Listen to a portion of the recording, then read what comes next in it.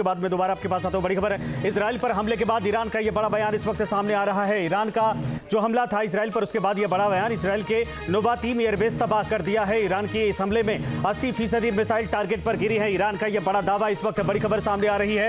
Israel के पलटवार का अंजाम भी खतरनाक होगा, ईरान ने यह कहा है। पहले ही धमकी दे चुका है कि पहले फेज का यह हमला भी है, अभी भी नसरल्लाह की मौत का बदला लेने के लिए आगे प्लान तैयार है। लेकिन बड़ी खबर की 80% के आसपास जो मिसाइलें थी वो टारगेट पर गिरी हैं।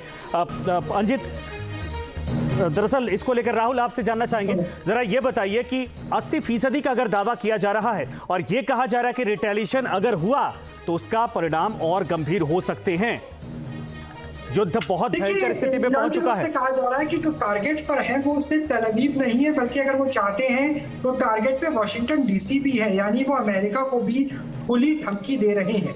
ये फिफ्थ जनरेशन वॉरफेयर है, जो वॉरफेयर सिर्फ हथियारों के जरिए नहीं, इंफॉर्मेशन टेक्नोलॉजी के जरिए भी लड़ा जाता है। 36 घंटे पहले बेंजामिन नेतन्याहू ने अंग्रेजी में संबोधन किया और वो संबोधन कहा कि मैं ईरान की जनता से बात कर रहा हूं कि आप तख्तापलट कर दीजिए। तो निश्चित तौर से उसका जवाब भी इसके जरिए ईरान की तरफ से दिया जा रहा है। और ये मान के चलिए कि अगर 80% नहीं तो लेकिन 10%, 8% के आसपास जरूर टारगेट पे गिरे होंगे। उसके लिए अभी तक थोड़ा और इंतजार करना होगा, क्योंकि इंटरनेशनल मीडिया भी इजराइल के अंदर मौजूद है। लेकिन अगर 8% पे अटैक हुआ है तो बड़ा अटैक है, और ये धमकी जो दी जा रही है वो अमेरिका को भी दी जा रही है और ईरान को तरफ से दी जा रही है कि अगर आपने दोबारा से काउंटर रिएक्शन किया, अगर आपने प्रतिघात किया तो उसका मतलब होगा एक बड़े जंग का ऐलान। लेकिन ऐसा लगता है कि अब ओवल हाउस और उसके साथ साथ जो तेल अवीव है, इन्होंने मन बना लिया है कि अब ईरान के न्यूक्लियर फैसिलिटीज को इसी बहाने से पूरी तरह से खत्म कर दिया जाएगा। जी बिल्कुल सही, इस बात को लेकर जिक्र बार बार हो रहा है कि न्यूक्लियर फैसिलिटीज को खत्म कर दिया जाएगा, और चाहे अमेरिका हो चाहे इजराइल हो, यही एक सेंटर पॉइंट था जिसको वो तबाह करना चाहते हैं। लेकिन सवाल यह है कि रशिया क्या ऐसा करने देगा?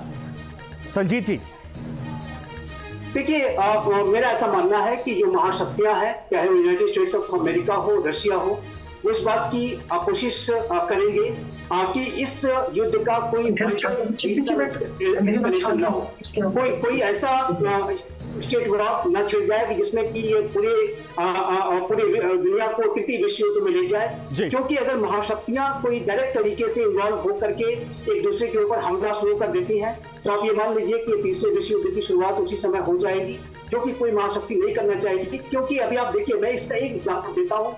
रशिया यूक्रेन का युद्ध 2.5 वर्षों से चल रहा है, लेकिन अब तक रशिया ने नेटो की टेरिटरी पर एक कोई सिंगल गोली या सिंगल मिसाइल तक नहीं चलाई, क्योंकि रशिया जानता है कि जिस दिन उसने अमेरिका के सोल्जर्स को सीधा शूट कर दिया, उस दिन तीसरे विश्व युद्ध की शुरुआत हो जाएगी। और ये कोई महाशक्ति उसमें जाना नहीं चाहेगी, क्योंकि तीसरा विश्व युद्ध आप जानते हैं कि वो न्यूक्लियर वॉर। ठीक है सर, मैं आता हूं, इस बात को लेकर जिक्र करेंगे कि क्या वर्ल्ड वॉर की तरफ दुनिया बढ़ती दिखाई दे रही। लेकिन न्यूज नेशन अब व्हाट्सएप पर खबरों की ताजा अपडेट के लिए न्यूज नेशन के इस QR कोड को स्कैन करें।